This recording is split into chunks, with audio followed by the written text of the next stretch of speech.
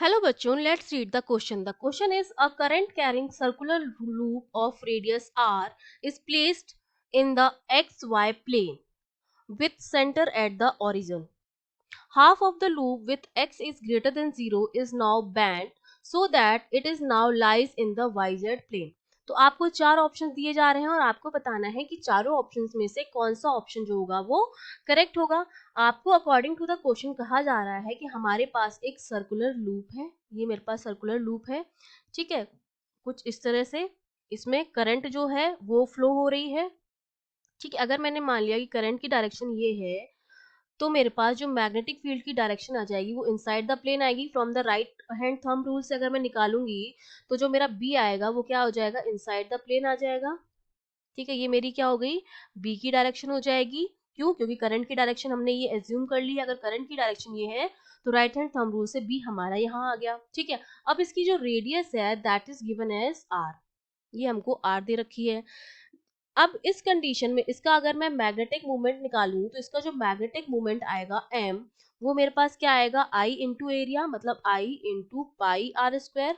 और ये जो है वो एक्स वाई प्लेन में रखा हुआ है, ठीक है, ये सेंटर है O और ये हमारा रखा हुआ एक्स वाई प्लेन में, ठीक है। तो एक्स वाई प्लेन में है तो हमारा जो m आएगा वो आएगा परपेंडिकुलर टू द लूप।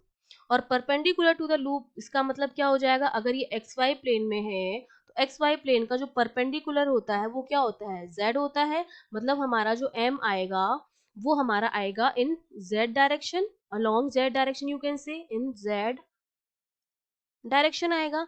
अब हमने क्या कर दिया है कि जो आधा करंट लूप था इसको मैंने बैंड कर दिया है, ठीक है।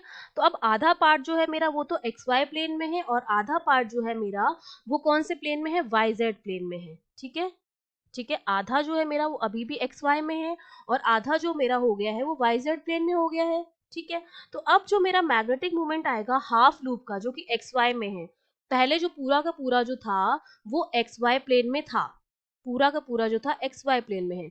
अब क्या किया, इसको मैंने बैंड कर दिया है तो हाफ पोर्शन जो है मेरा वो एक्स वाई में है, जो हाफ पोर्शन है वो तो आपका है एक्स वाई प्लेन में, और जो हाफ पोर्शन है आपका वो आपका किस में है, वाई जेड प्लेन में है, ठीक है। तो अब जो मैग्नेटिक मोमेंट आएगा मेरा वो किस तरह से हम निकालेंगे, वो आएगा जो हाफ का आएगा इसको मैंने मान लिया m1, वो कितना आ जाएगा I इंटू एरिया क्या हो जाएगा, पाई आर स्क्वायर बाय 2 हो जाएगा, ठीक है। तो ये तो हमारा z में ही आएगा जो कि एक्स वाई प्लेन में है आधा पार्ट अभी भी, तो वो परपेंडिकुलर टू द लूप आएगा जो कि z डायरेक्शन में आएगा। तो ये तो मेरा क्या आएगा, इन z डायरेक्शन, इन z डायरेक्शन या along z direction you can say. और जो हाफ जो मेरा बाई z प्लेन में है उसकी वजह से कितना आएगा magnetic moment, I into pi R square by 2, this is 2,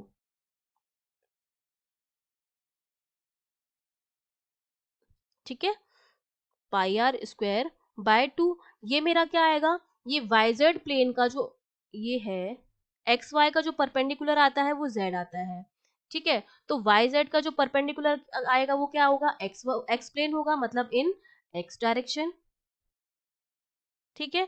तो जो इफेक्टिव मैग्नेटिक मोमेंट आएगा वो हमारा अब कितना आएगा इस कंडीशन में, अगर मैं इस कंडीशन में इफेक्टिव मोमेंट की बात करूं या एम नेट की बात करूं, इफेक्टिव मैग्नेटिक मूवमेंट जो आएगा because of the whole loop, पूरे लूप की वजह से, वो मेरे पास कितना आएगा, एम डैश जो आएगा वो आएगा m1 का स्क्वायर प्लस m2 का स्क्वायर, ठीक है। दोनों की जब वैल्यू पुट करेंगे तो ये मेरे पास कितना हो जाएगा, I pi R square upon 2 का square plus I pi R square upon 2 का स्क्वायर। जब इसको हम सॉल्व करेंगे तो ये जो वैल्यू आती है मेरे पास, ये वैल्यू मेरे पास आती है m dash equals to I pi R square upon 2 root 2, ये वैल्यू आई मेरे पास m डैश की। और इनिशियली जब बैंड नहीं किया था तब हमारा m कितना आ रहा था, I पाई आर स्क्वायर के बराबर।